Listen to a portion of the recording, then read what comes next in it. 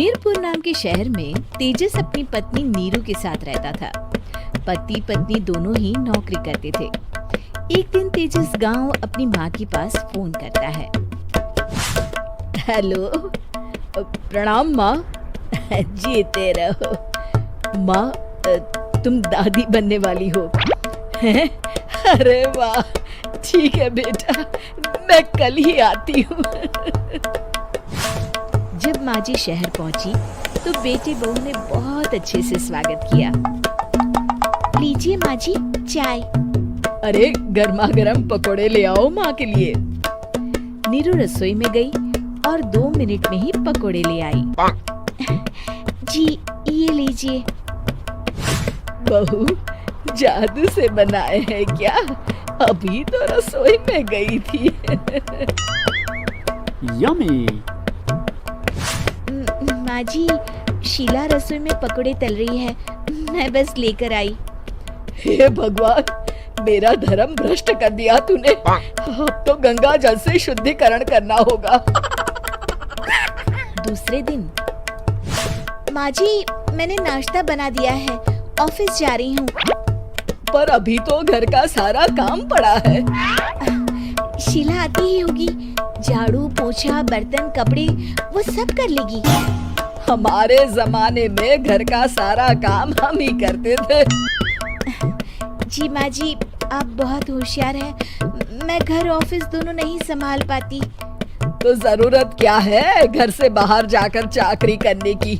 वैसे भी घर का काम खुद करने से घर में बरकत आती है, समझी? पर माँ जी। पर वर कुछ नहीं, इस महीने की पगार मिले फिर ऑफिस बंद। हाँ। रात को नीरू तेजस से कहती है, सुनिए जी, माँ जी बोल रही थी कि मैं नौकरी छोड़ दूं। वैसे ठीक ही तो है, अभी तुम्हें आराम की जरूरत है। फिर भी आराम कहाँ, शीला को छुड़ाने के लिए बोल रही थी।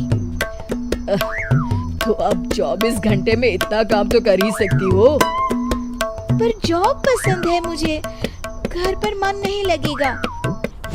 अगले दिन जब दोनों ऑफिस के लिए निकल रहे थे, मेरी तो कोई कीमत ही नहीं है इस घर में। माँ जी, आजकल महंगाई बहुत है, रहन सहन भी बदल गया है। दोनों नौकरी करते हैं तभी ठीक रहता है।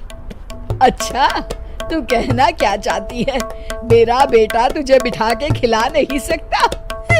तू ही इस घर का खर्च चला रही है, हैं? नहीं माँ जी, मेरा वो मतलब नहीं था। मतलब खूब समझती हूँ, ये बाल धूप में सफेद नहीं किए मैंने। हाँ।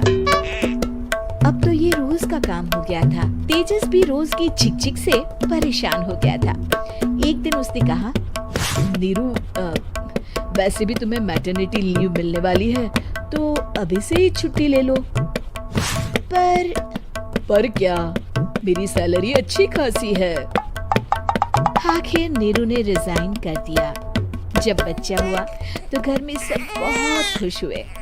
कुछ दिनों बाद तेजस फाइल देख रहा था। क्या हुआ तेजस, कुछ परेशान लग रहे हो? हाँ, वो हमारी जितनी सेविंग्स थी वो तो हॉस्पिटल में और छठी के फंक्शन में खत्म हो गई है नीरू। और अभी वैसे मंदी चल रही है तो मैं बोल रही थी कल मुन्ना को हेपेटाइटिस का टीका लगवाना है। नीरू, क्या पोस्टपोन नहीं कर सकते? नहीं जी, बिल्कुल नहीं। अब तेजस को समझ में आ रहा था कि उससे गलती हुई है। पैसों की कमी का असर घर के माहौल पर भी पड़ रहा था। अगले दिन, बेटा मेरा चश्मा और ये दवाइयाँ ले आना, पर्चा देते हुए माँ जी ने कहा। जी। तेजस, मुन्ना के लिए दूध का डिब्बा और डायपर भी ले आना, और ये किराने के सामान की लिस्ट है, इसे भी लाना है। तेजस गुस्से में लिस्ट मरोड़ कर फेंकता है और चिल्लाता है, पैसे क्या पेट पर रुकते हैं? ये ले आना, वो ले आना। अरे पर ये जरूरत का सामान ही है। वो गुस्से में बिना कुछ कहे ऑफिस चला गया। अरे लंच तो ले जाइए। नीरू दौड़कर डिब्बा पकड़ाती है। एक दिन खाना खाने के बाद, नीरू, अब तो मुन्ना कुछ बड़ा हो गया, तो अब तुम वापस ज्वाइन कर लो ना जॉब। पर इस रिसेशन में जॉब मिलना बहुत मुश्किल है। ट्राई तो करो। फिर मुन्ना? माँ जी है ना, और एक फुल टाइम मेड भी लगा लेंगे। पर माँ जी, उन्हें तो पसंद नहीं। तभी माँ जी वहाँ आ जाती है और प्यार से नीरू के सर पर हाथ फेरते हुए बोलती है, अब मेरी समझ में आ गया बहू, पहले के और अब के समय में अंतर है। तुम काम शुरू करो, मुन्ना की जिम्मेदारी मेरी।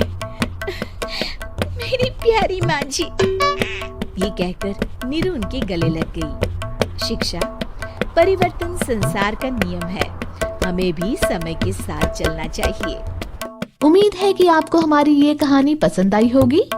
कृपया हमारे चैनल को सब्सक्राइब करें और सभी अपडेट्स के लिए बेल आइकन जरूर क्लिक करें।